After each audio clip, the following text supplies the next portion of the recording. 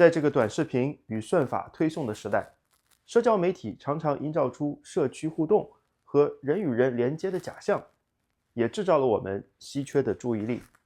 我多年前对话过的一位芝加哥红衣大主教库皮赤，他的一句话让我印象深刻。他说，这些虚拟的互动缺乏现实世界关系的深度，是一种虚假社区 fake community。 虽然社交媒体提供了一种人际联系的表象，但很少能够建立真正深刻的关系纽带，这导致了互联网上常常出现各种引战和谩骂，不管是饭圈的骂战，还是吃电子冷血馒头，人们的行为似乎被算法和信息回音壁再次编码。不仅有我们熟知的军事工业复合体、科技工业复合体，还有每一个电子屏幕背后社交媒体塑造的愤怒工业复合体 outrage industrial complex。 人们在互联网上表现出来的风度和友善，远远不及有血有肉的人面对面的互动。传统阅读习惯的减少也加剧了这一问题。阅读深思熟虑的文学作品可以开拓思维，培养耐心和反思。相反，在社交媒体上快速消费信息会导致理解的浅薄和观点的碎片化。试想，现在有多少短视频就试图在1-2分钟内把一个鲜明的标签打在某某人身上，而鲜有人会耐心读完一篇相关的调查记者报告、一本传记、一篇学术论文。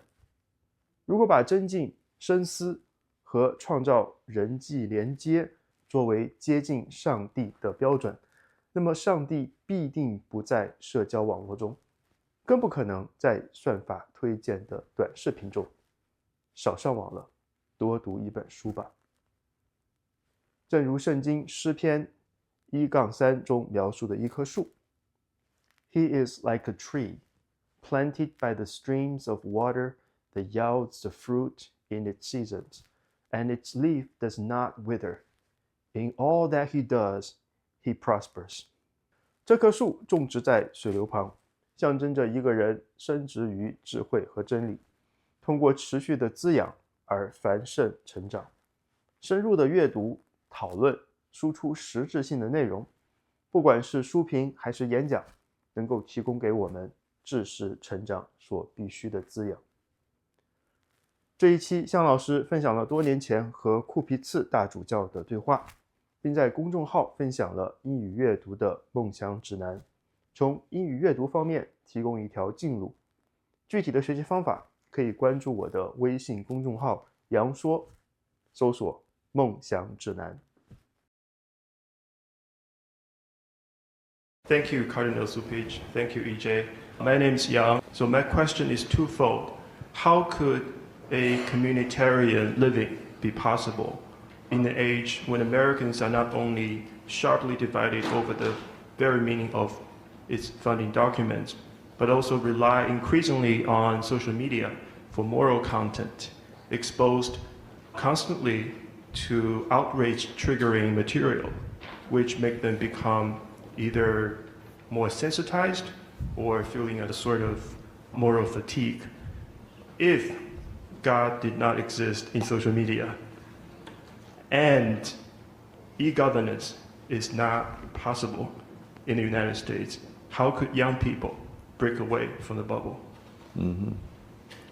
That's a tough question, because it's very the internet is very alluring in terms of pretending to give us all the facts and the truth that are there, especially if you've given up real reading of books and articles. I think that's what it does, is it shrinks the view of the individual if you rely only on the internet as your source of information, and particularly if that source of information is peddled in such a way that agrees with your opinion already. When in fact you allow yourself to use that as your source of information, you're really open to fundamentalism. That's why I would say get off the net and read a book. We really need to, people have stopped reading, and it's astonishing to me. The newspapers your newspapers are having difficulties, keeping subscribers and all the rest of it. It's true, people do read online, but that's different than actually sitting down with the paper and reading it or reading a book. And I think that's where the break is.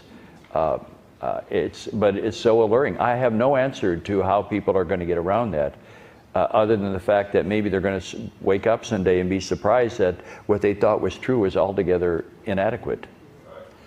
Do you think that social media are having the same divisive impact on the church that they are in the political sphere? Are they sharpening arguments, not in the good way, as in sharpen arguments so you understand each other or understand weaknesses of an argument, but sharpening them in a very personal way and do they contribute to the creation of camps that the church already has an awful lot of to begin with? Yes, I think so, because if you continually gravitate to the people that you agree with, then you're only going to be talking to yourself, even though you pretend to talk to other people, because they're telling you exactly what you want to hear. You don't get anything outside of your blinders, and that's the allure of social media, is that all of a sudden it's fake community. You talk about fake news. This is fake community, as though you really have a bond with people because you're using the same language and the sound bites, and they're convincing you that your prejudices are okay. I think that's what's happening. And do you think that this, for example, is well? Let's take the example of Father Jim Martin and his book, right.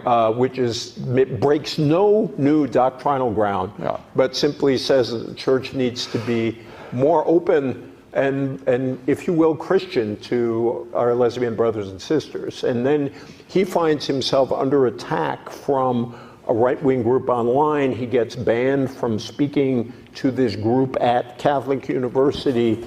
And now you have invited him to preach on Jesus for Lent. Can you talk about A, why you did that, and B, the sort of difficulty of this, because Jim Martin is a hero in a lot of the pews around the country for his rather inspirational writing. Can you talk about that controversy? Because I do think it relates to the divisions that social media are actually aggravating. Well, first of all, I've known Jim Martin for a long time, and I appreciate what he's doing. He really is one of the, if not the foremost evangelizer in the church today, especially for young people. I think he has a wonderful message in the way that he brings that message to people. The other thing is, I thought, as I looked at the criticism, it occurred to me that the people who are criticizing him have never read anything that he's ever written.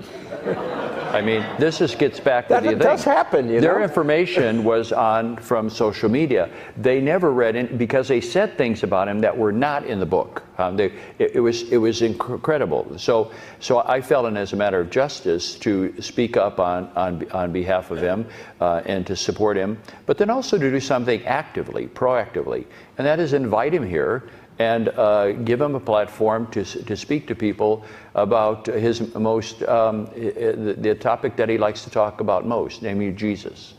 And I mean, he belongs to the Society of Jesus, so I guess he's got that down. So, but it seems to me that, you know, you have to take a stand sometime and say, this is wrong.